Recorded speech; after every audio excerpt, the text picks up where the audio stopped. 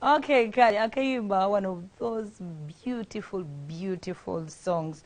Buli muntu kana akayimba kajjako kwataka at some point it will drive you back. Okay?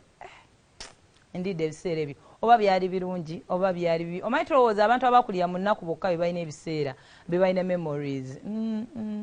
Naffe nabakulira mu mbeera ennungi aye mugenda nnyiiga naffe obeera noga oh my god most especially bambi nga say you had your parents then and buli kimu kyali kifulowinga bulungi saa zino ogamba kayisinga daddy yaliwo kayisinga mami yaliwo nga byali birungi kati then ate ne mubamu balinga embeera yali mbi kati nga yekuba muto kinagamba mukama katonda nzaali wano also just memories ezo ez'ekito nali siina nnyo haso nali siina nnyo byensumbuwa so kana kayimba buli mukajja kukwatako okuva eri King Saha ebiseera ebyo his latest kekatwese mukama kafaako olunaku olwaleero luno olugenda mugenda tufunayo wasiyanji kubanga lwali lwa idi eri ey'ekisiibo so simanyi oba zikyaliyo naye nga oba oyagadde engoye zonna wezifaanagana bwezi ezaagala okufaanaganamu bwezite asobola ozikufunira hijab sharias and all that zonna n'ebika by'engoye zonna azirina siyanji osobola omuwagira on my behalf asangibwa Makindye oba n'omukubirako ku 0758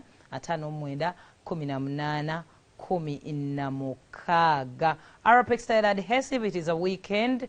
Chemanye babosa bagenda balambuleko ku sites zaabwe. Genda gwe kenyini na nyini site boss gwe kenyini. Genda we shopping genda mu hardwares genda we gulire Arapex Style Adhesive goyagala abana bakose gwe mbatera ku site. Ate omulaba n'aba mujja okitegeera nawe kenyini nga nanyini site ina kubako byomanyi ino kwako byoyagala how you want your business to run so mulimu ekiyogamba kino njagala kyawano kino bwe kiti kino bwe kiti so nkuzigiridde Arapex Style Adhesive yagenda okukola ku tiles ekizimbe kyo ziveeyo nga za mulembe nnyo hardware ez'enjawulo ate bajja mukuba ne mbungi gowa hardware osobola okubeera nga abeerako mu hardware yo nga tebamwagadde bamufunirawo Simba Automotive beba treated the UG boss egenda okuyamba gwa omuvubuka okujja ko eno step okujja ku step eddako ovanga ku muntu imagine nga ndiawo omuntu n'agamba nti hafi yagala kukola kintu kino badde budget yo ya sente meka budget yange yadde ya milioni 10 kale kankuweye 5 kankuweye 5 ojjaziza mpola mpola tandikirawo you don't know you have no idea omuntu okukwata ku mukono so banafa basimba automotive kye bazokola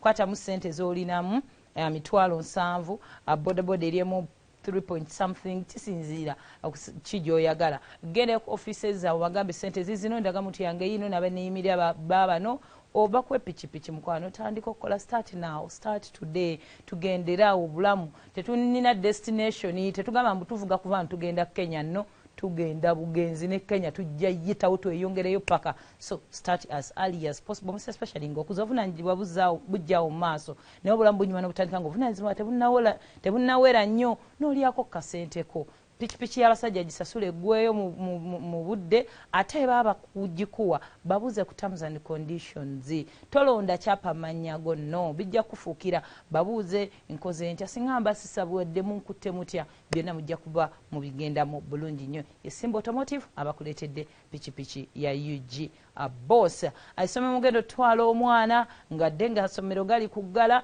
naggamba this is the right time okubuuliriza kids and love ekwata etya abaana ebasomeseza atya omwana we yagendayo taamu ewedde bakayisizza batya recommendations ezo kyemmanyi mpitirivu nnyo ate era nnungi nnyo gendayo ne ku ssomero obabuze taamu eddamu ddi madde nyaleeta mwana wange wano this is the best time the right time gwe omuzadde okumanyawo ogenda otwala omwana wo kasabeera nga ali 18 months and above bajja kuba bamukutandikirako bulungi nnyo basangibwa we bajja opposite Kevin House it is a kindergarten omwana agenda otandikira amasomero agasomesa obulungi mu primary gasobola okubeera nga gamwelkaminga bulungi nnyo atandikire awo tugende mukama kafaako olunaku olwaleero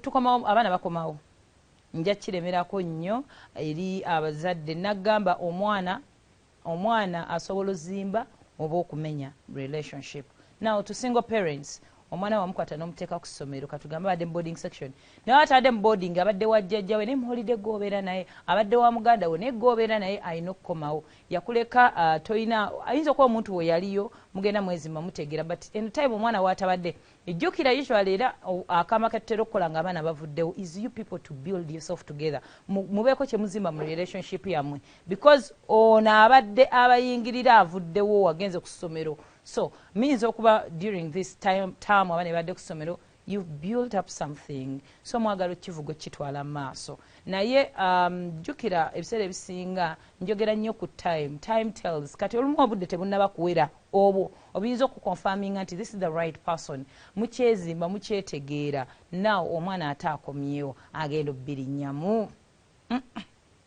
Oyina okusula nako omuntu adde agendanga n'obeerako ew'omulenzi wo ate kakomyewo, oyina obbeera ewaka, oyina okukola ki and all that. Kakati igwe ayagala okwachieving in a relationship, you the guy, you the woman, oyagala relationship ene working out, omwana wa muno ate oba naye abalimba abaana oba how do you survive anyway. Tukirizeganye nti no wayogera from the start ti munne ninayo omwana wange oba obwana bwange, okitegeera munne era n'akukkiriza n'emigugu gyo, era nga Yesu wayagala mujje nga we muli era nawe wankutwala nga bwendi. Kakati igwe guy ayagala okwagala hafi n'omugugu gwe. Eno time ya kukitegeera nti kati bino kyukamu, nina okuwa omwana wange attention, kati gye mbadde nkuwa yonna egenda kukendeerako. Actually this is natural, it is not intentional. Abantu tebakyekoza. Somehow omwana wakomyewo abadde taliwo for that long, oyagala omwe ku budde, abadde asoma naye ng'abeera wa kitaawe, now they are back to me. Naye yennyini omwana ayagala attention, nange njagala njimuwe. Kati jjukira mu relationship mpya ogenda laba nga sikyakufaako, ate olaba obujja bubakwata ku baana bammwe, how about ataliwo. Kati mbadde njagala obeereza mature person in this, okitegeere nti munna akaana ke kakomyewo, obwana bwe bukomyewo, ayina obbowa ku time. Siganye nange nnyinza okumising and all that, but give us that space. Oyina oku-understanding ekirala, you have to be understanding nti omwana yeetaaga attention. You have to be understanding, most especially eri abaana abalenzi ku bannyaabwe. If I am talking to a guy, nawe wajja beerawo obuzibu. Kati akulaba nga foreigner, akulaba tabitegeera, si gwe taatawe, naddala bakuze bakitayi babamanyi, akulaba lunaku ojjeewaabwe, w'oli olumu imwamuvinga in, tebigatta. Ayinza okuba nga basobola n'omukuintroducingira nti no, maybe uncle this is so and so, biki omwana na understanding abamu abakuze munamaye, okay ono e boyfriend wa mami byekitibwe kiri naye olina okubeera ng'oli beera muntu mukulu, beera gwategeera mu kino. So don't fight for this attention, your time will come. Oba time egenda tuuke ono omwana ng'akuze agambe kati ono bba wa mami ayina okubeerawo, tulina okubeera naye. Then nekirala is to play part. Wasalawo kwagala hafi na mwana we, wasalawo kwagala hafi na baana be, play the part. Beera ogwo omuzannyo guzannyire ddala. Abasajja abamwe bamanya nti ex we ya moving on, obuyambi olumu bukendeera. So yessaawa ey'okubeera nti wetukusaba sabbuuni mugule, sukaali mugule, ewaka katandika kulekawo ko kasente akaweerako abaana bakomyewo, nabo baanabo, okitegeera. This is the time to sit in the position of being a dad. Actually kino kati si oli ku interview y'abaana bano kulaba whether you will be their future father oba togenda kubeera. Same ne ku bakyala, munno yasalawo movies in mu holiday, abaana be bakomyewo, oli ku interview eri mento, abaana bagenda sooka bakurejectinge, aye toteekawo mbeera, toteekawo nnyo maanyi, munno tomuteekako buzito, abaana bo bampisa bubi, bampisaamu amaaso, they don't know you. Make sure they get to understand you. Genda mpola, ekituufu kino tebakumanyi, tebakutegeera, maybe bakulabanga ne daddy ate kati obeera mu space yaabwe. So be calm. Genda mpola. You're both fighting for someone's attention. So kivuge mpola mpola, better than mature person, because kati tugenda kwogera na mwana.